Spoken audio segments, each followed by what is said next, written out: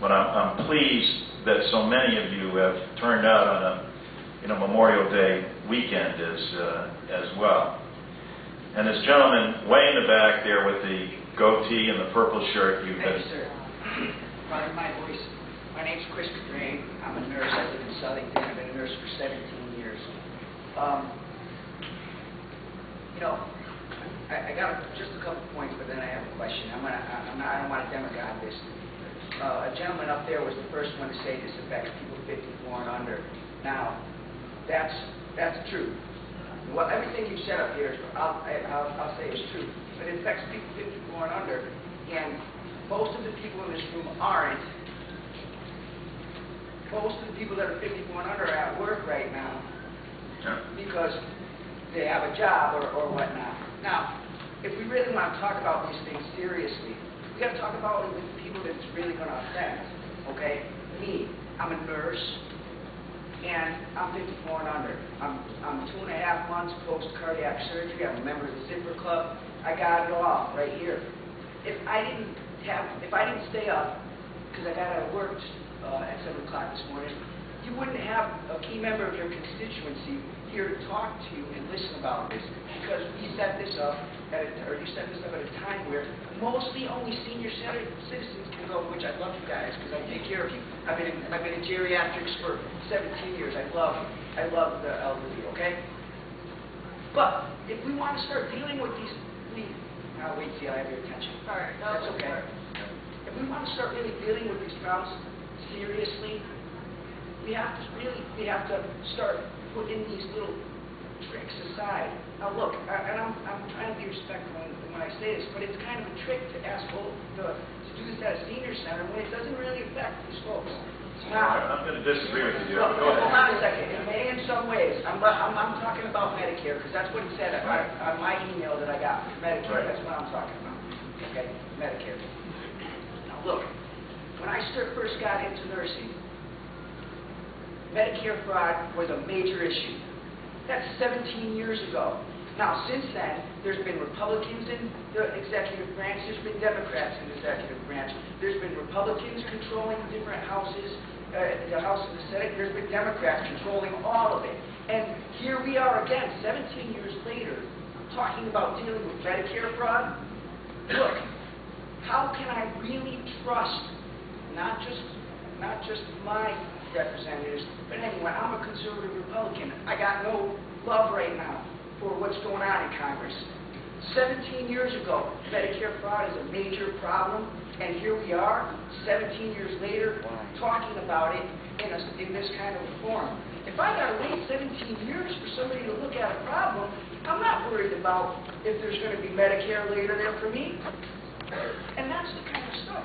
We keep on pushing these things on, pushing them off, and using these little tricks to try to get a political point across. Look, the time of politics is over.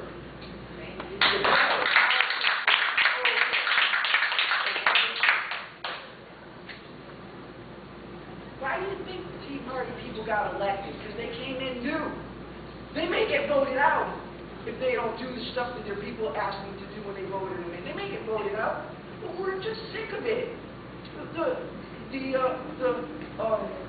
I'm sorry, I get a little emotional because this really bothers me. We're talking about right now we're talking about Medicare, wondering if there's going to be money for the senior citizens. Look, I'm really, honestly concerned whether or not my kids, who are teenagers now, are going to be living in the same country I grew up in. Okay? That's the serious conversations my father and I have about the country we grew up in. You got to stop this game stuff. Look, on the email, you ask, or you say, no Democrat voted for this Ryan plan, which is moot now anyways, right? Didn't the Senate just vote that? The Senate voted against it, so that's even a moot point that we're even talking about it, because the Senate didn't vote for the budget. But let's put that aside. No Democrat voted for it. Well, no Republican voted for Obamacare. Who cares? A number of Democrats didn't either. Let's put these things aside and deal with some real issues and stop talking Republicans, Democrats.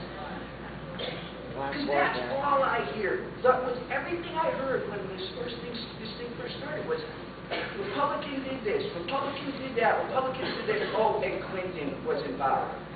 Now, that whole time there were you guys in Congress with Republicans and Democrats in control. You guys hold the purse string, not the president. You guys are spending my money on whatever. We got to stop this. This is not a joke anymore. That's all. How can, and my question is this, how can I trust my Congress? How can I trust the Senate and the House when 17 years ago we were talking about Medicare fraud and how we're going to stop it so we can save money and protect Medicare?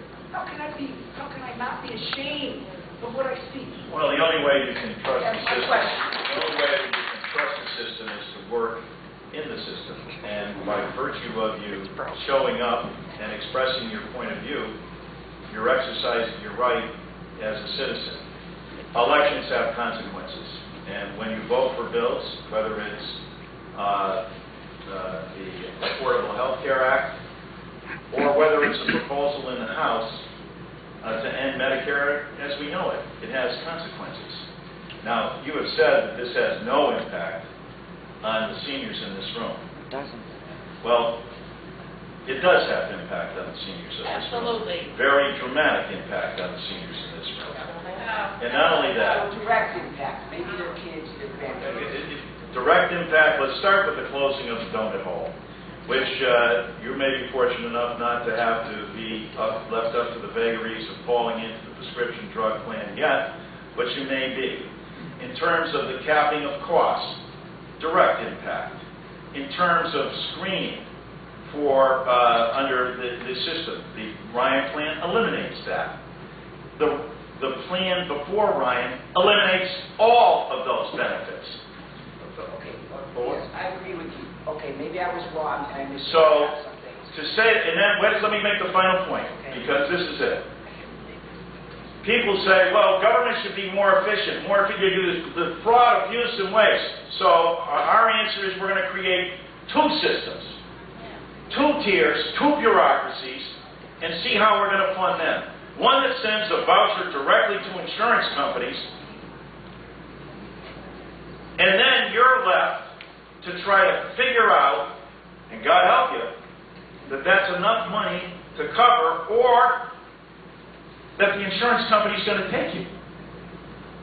Or, as several have said, that a doctor looking at you says, well, wait a minute, let me get this straight. You got how much? And the costs are here?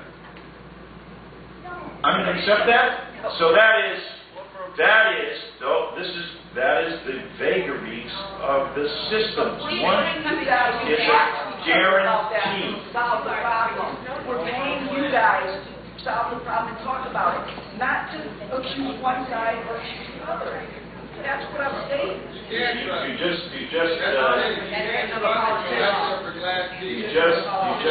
That happened in a long time, and that's what I'm paying him for. Yeah.